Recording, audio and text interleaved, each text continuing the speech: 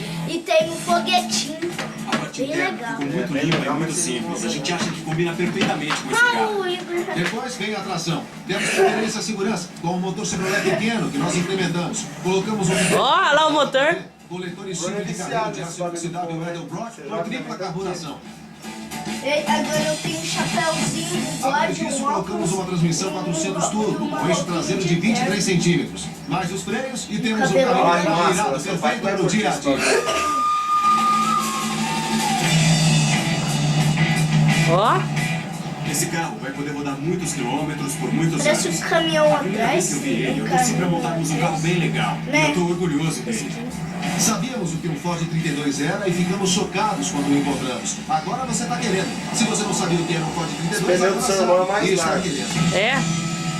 Verdade. Bem mais largo, vai ficar mais louco, vai ficar mais baixo.